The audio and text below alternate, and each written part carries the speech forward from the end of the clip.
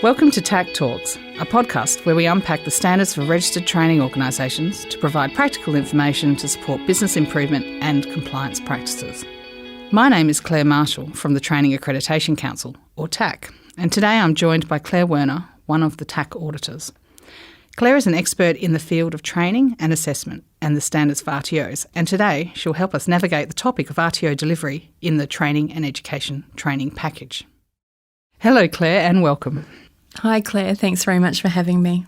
To start, Claire, let's dive straight in and explain why delivery of qualifications from the Training and Education Package is met with additional requirements under the standards that don't apply to RTOs delivering other training packages. Why is this training package so important and these additional requirements are placed on those who deliver the qualification? Well, the capability of the vet workforce is and has been the focus of research and reform agendas for many, many years.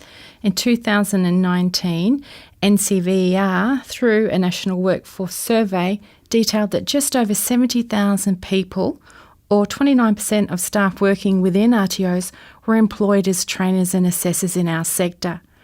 All of those vet trainers and assessors had to learn their training and assessment skills somewhere in the RTOs that deliver the TAE Training Package.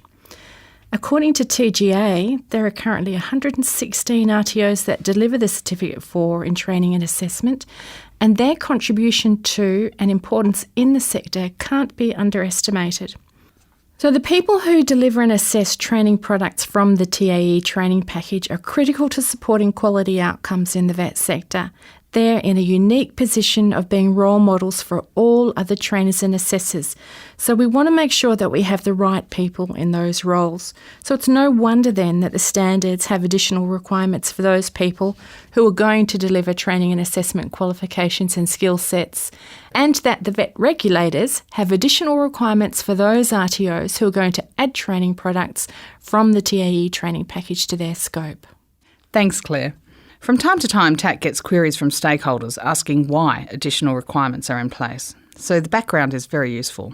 Could you explain in further detail some of the additional requirements for RTOs wanting to add the TAE training products to their scope of registration? I can. Let's start with the people who are going to do the delivery and assessment from the TAE Training Package. So our standards have 3 clauses that focus on these people, and they are clauses 122, 123 and 124. And those clauses also reference a schedule in the standard, Schedule 1. So Clause 122 is a general requirement that applies across all qualifications and skill sets and units in the TAE Training Package. It says that you must hold the qualification that you are delivering or assessing at least to the level that it is delivered and assessed at. So if you're going to deliver and assess the Diploma of Vocational Education and Training, you'll need to hold that qualification or higher.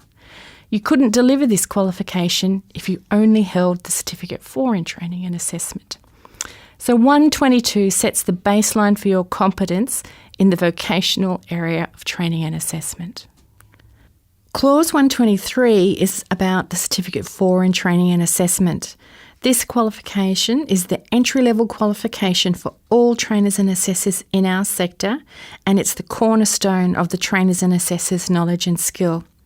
In 2020, NCVER did a research project about the makeup of the vet sector workforce, and they found that 94% of trainers and assessors in the vet sector held this qualification.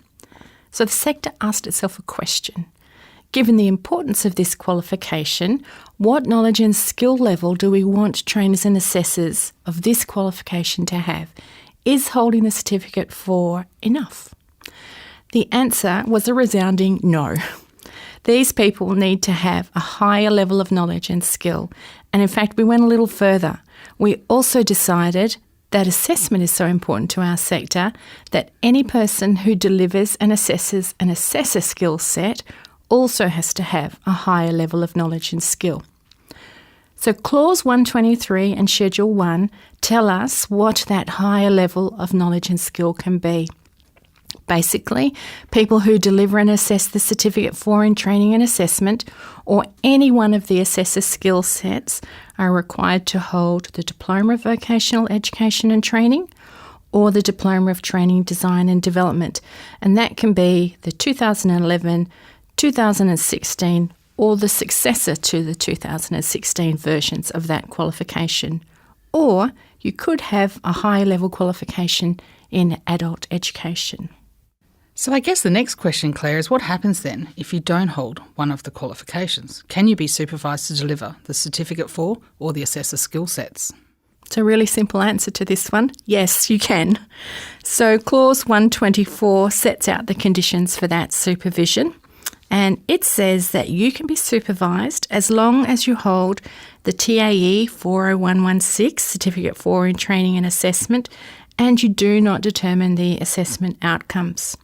So in practice, this means that you can train under supervision, you can collect evidence under supervision, but you cannot make an assessment decision. Thanks for that. So the standards make it very clear that supervision is allowed. So then, Claire, tell me, what exactly does supervision equate to? What does it mean practically for the RTOs? It's certainly worth spending a little more time talking about supervision.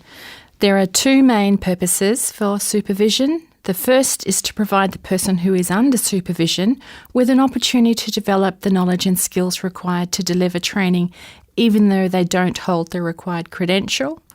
And secondly, it's to ensure that the students who are being taught by the person being supervised receive a quality training and assessment service from the RTO.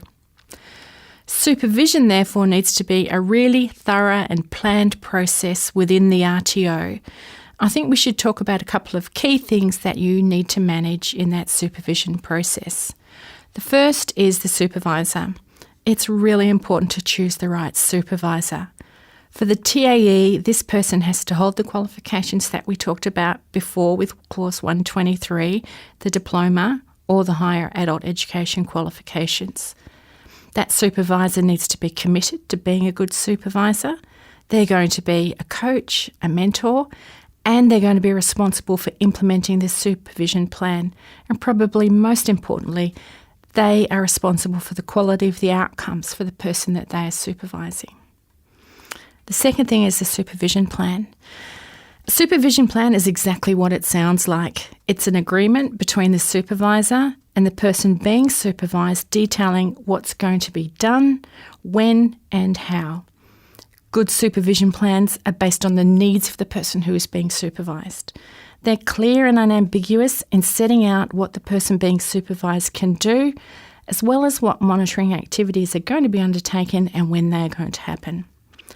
Good supervision plans are living documents.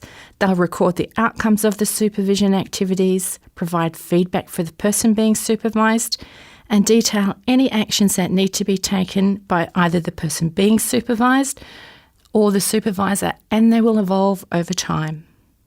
Thank you. That helps in understanding both the purpose of and what demonstrates effective supervision.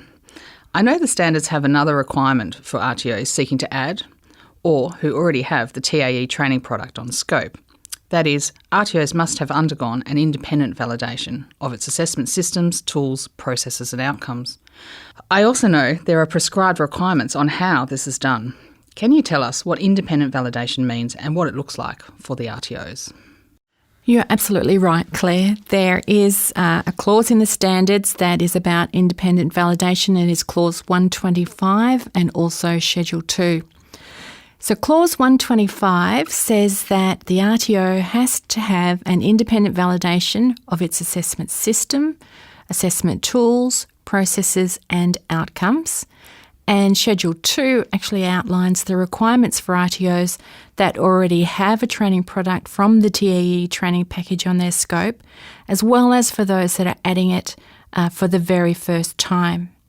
So for a validation to be independent, it has to be conducted by someone who's not associated with your RTO for any other purpose other than conducting that validation. So it can't be one of your trainers and assessors, it can't be a past trainer and assessor, a past student, a consultant you use for other work, such as helping you out with the compliance aspects of your business. What this does is it helps to manage the conflict of interest.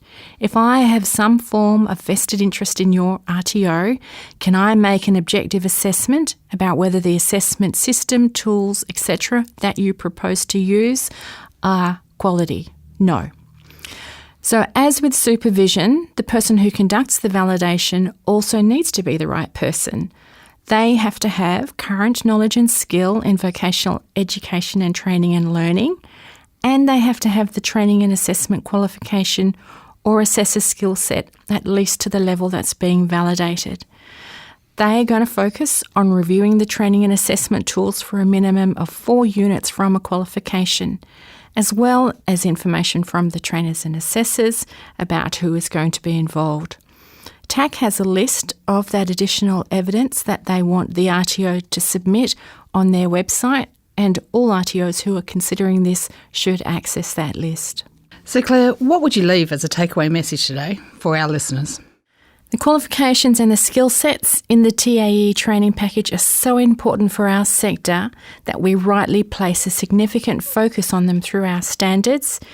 TAC has a fact sheet on this topic, as well as information available in their user's guide for the standards, and I would encourage you to read that fact sheet and take note of any updates to these requirements as our sector continues to evolve. Thank you for speaking with us today, Claire, and providing us with a deeper understanding of the topic. I just want to remind listeners that there's additional support material on this topic available on the TAC website at tac.wa.gov.au, such as the fact sheet, delivery of training and assessment qualifications. You've been listening to TAC Talks with myself and Claire Werner on the topic of delivery of training and assessment qualifications. We thank you for joining us.